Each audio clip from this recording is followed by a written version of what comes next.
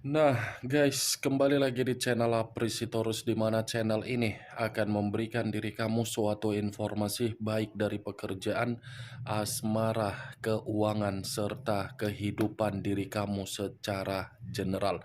Sebelum saya memberikan suatu informasi dari berbagai aspek yang barusan saya katakan tadi, saya juga mengingatkan kepada teman-teman informasi yang saya berikan terhadap diri kamu bukan suatu acuan untuk kamu ambil dan untuk kamu terima. Saya hanya bisa memberikan diri kamu suatu informasi berdasarkan kartu yang saya pegang ini. Diri kamu hanya bisa berencana terhadap kehidupan kamu, akan tetapi di balik dari informasi dan perencanaan tersebut, lagi-lagi yang menentukan adalah Sang Pencipta. Sebelum saya mengambil satu persatu kartu yang saya pegang ini secara acak, saya juga mengingatkan kepada teman-teman apabila ketemu dengan channel saya agar menekan tombol subscribe-nya dan menyalakan loncengnya supaya next video saya lebih semangat untuk memberikan suatu informasi baik terhadap kondisi energi kamu, manusia yang selama ini kamu prioritaskan, serta pihak ketiganya. Oke, Wak Geng, kali ini saya ingin mengarah terhadap pihak ketiga. Hanya sekedar ingin mengarah dan ingin mengetahui bagaimana posisi pergerakan energi yang dimiliki oleh pihak ketiga untuk satu hari ini. Apa yang dipikirkan, apa yang dirasakan, dan apa yang ingin disampaikan oleh kartu yang saya pegang ini. Kita langsung saja. Saya akan mengambil beberapa kartu, di mana kartu yang akan saya ambil nanti bisa saja bersifat resonate, bisa saja tidak bersifat resonate. Semuanya saya kembalikan terhadap pola pemikiran kamu, semuanya saya kembalikan terhadap situasi energi yang kamu miliki untuk saat ini.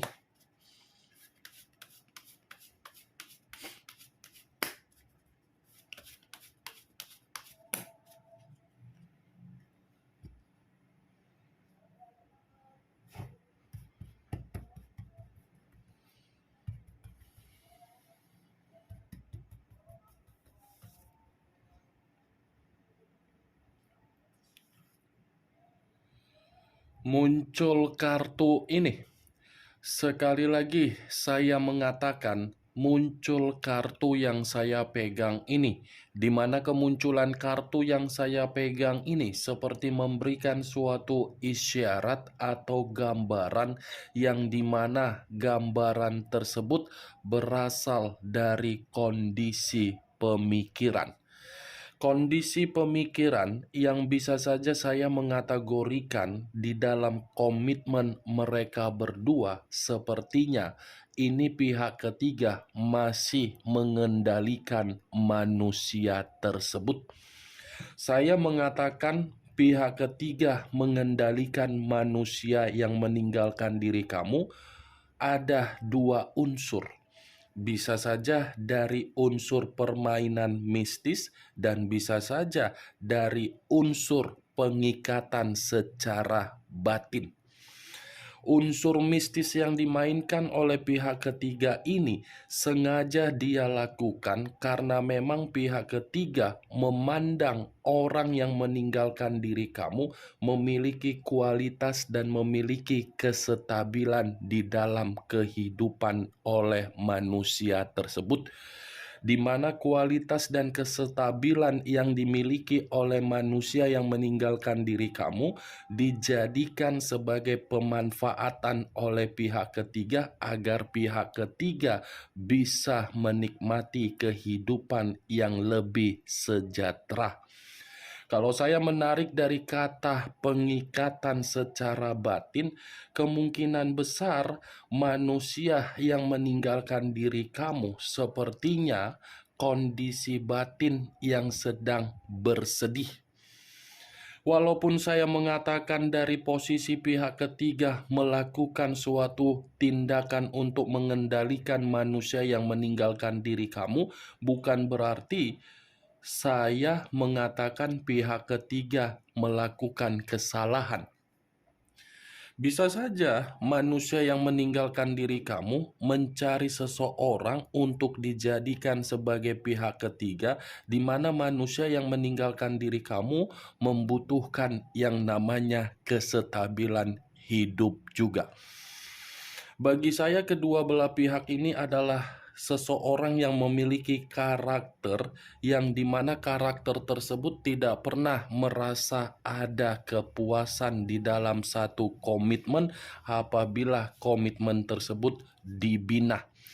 Kartu pertama yang saya pegang ini adalah kartu Price of the Dicks, yang dimana kemunculan kartu ini sengaja dilakukan di dalam komitmen mereka berdua agar komitmen itu mampu untuk memperbaiki kondisi kehidupan antara salah satu pihak dari kedua belah pihak.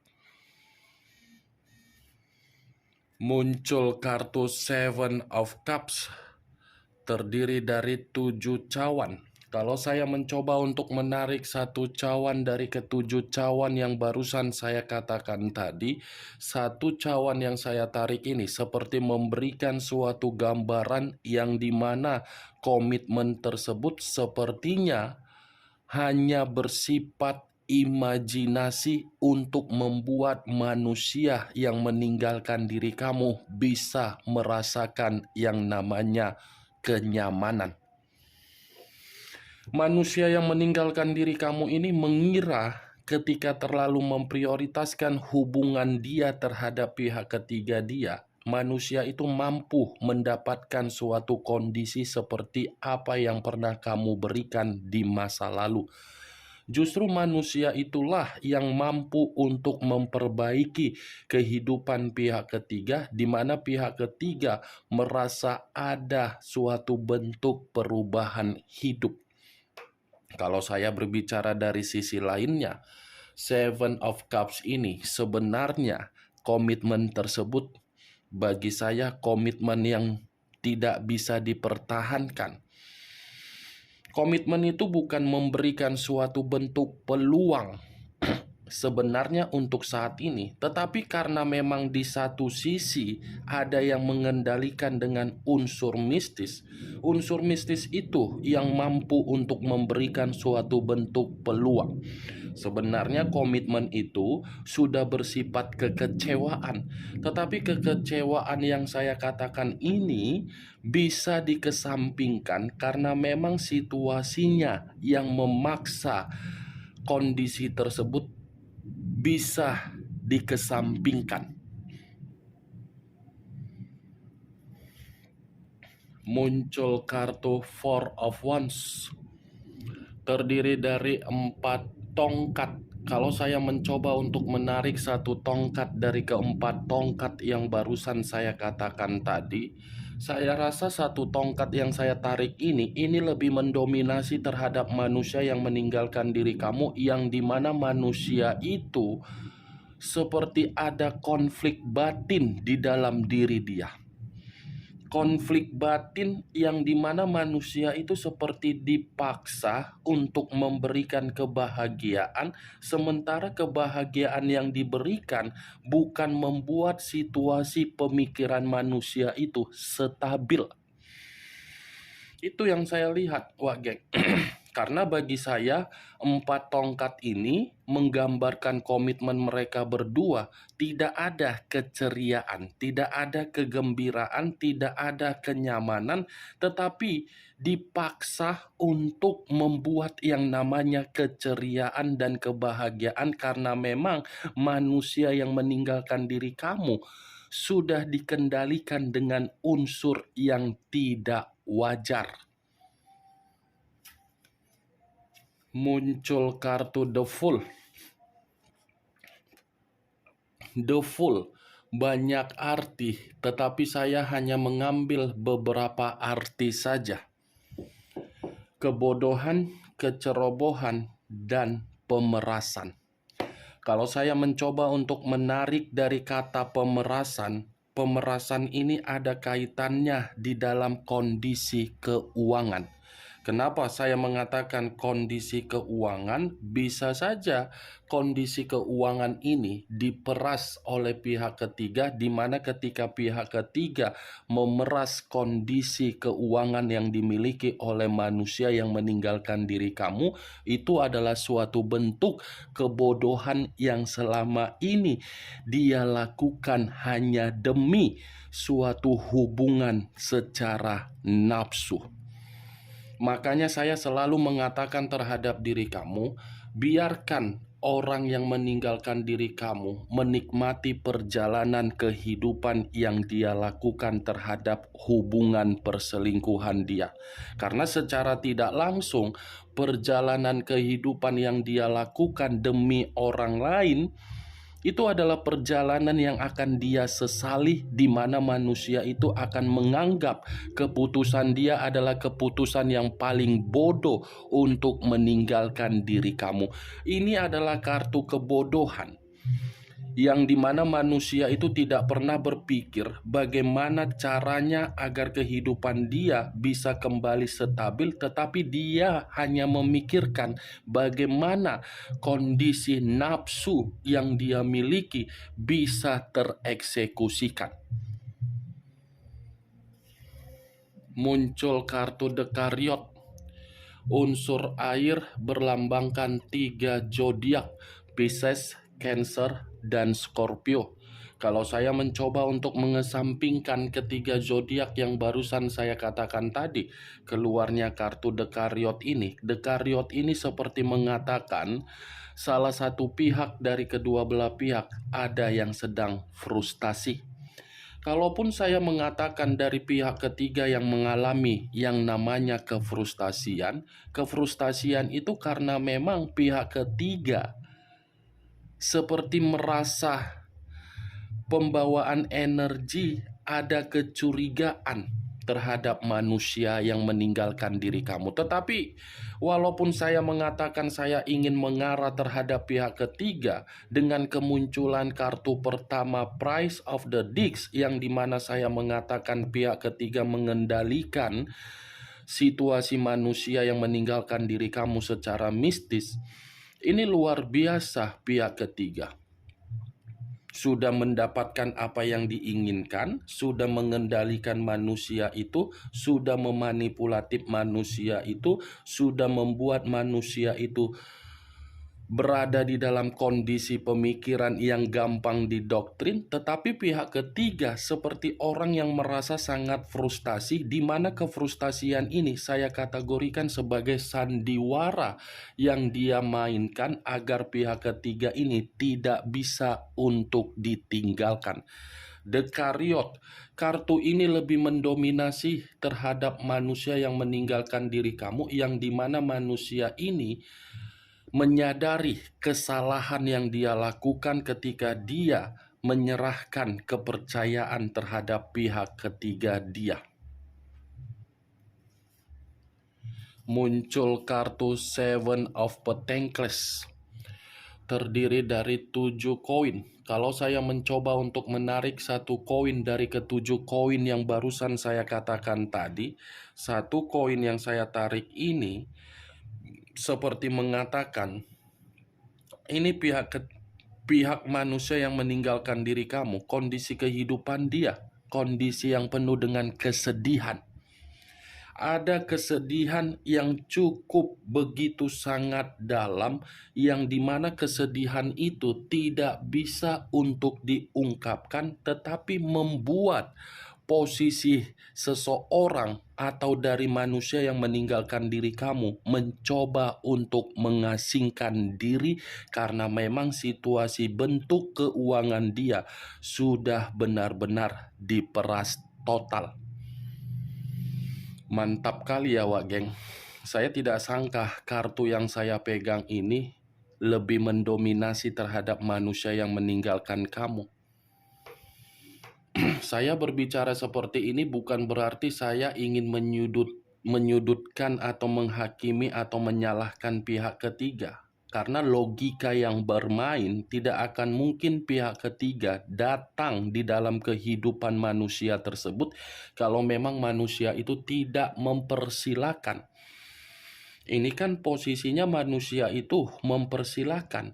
Jadi ketika dia mempersilahkan orang lain masuk di dalam kehidupan dia, ya mau tidak mau dia pun harus menerima suatu bentuk resiko yang membuat kehidupan dia tidak stabil. Ini bentuk resiko yang dia rasakan. Dia bergerak dengan menggunakan perasaan yang begitu sangat tulus, tetapi apa yang dia percayai di dalam komitmen dia, komitmen itu bergerak bukan untuk memberikan suatu kebahagiaan. Itu yang saya lihat. Muncul kartu The Wheel of Fortune, perputaran waktu, karma, dan titik balik di dalam kehidupan. Saya rasa kartu The Wheel of Fortune ini mengatakan kondisi kehidupan dia ketika dia dikendalikan oleh pihak ketiga. Ternyata kehidupan dia bukan lagi berbicara secara keberuntungan, tetapi berbicara dalam situasi ketidakberuntungan. Sebenarnya kartu The Wheel of Fortune ini berbicara secara positif. Tetapi karena muncul kartu pertama Price of the Dix, yang dimana manusia itu dikendalikan dengan unsur mistis, boom, manusia tersebut seperti mendapatkan karma ketika memperlakukan diri kamu di masa lalu. Karma yang dia lakukan terhadap diri kamu, dia rasakan di mana manusia itu diperlakukan seperti dia memperlakukan diri kamu oleh pihak ketiga dia sendiri. The Wheel of Fortune, kalau saya berbicara dari sisi lainnya, kartu ini pun seperti mengatakan ada kondisi kegelisahan yang begitu sangat mendalam yang sedang terjadi terhadap manusia tersebut. Nih dia geng. The Wheel of Fortune ini sebagai kartu terakhir yang saya katakan terhadap diri kamu dan sebagai kartu kesimpulan yang ingin saya sampaikan terhadap diri kamu. Bagaimana geng dari apa yang barusan saya katakan tadi? Apakah bisa masuk secara logika kamu atau tidak?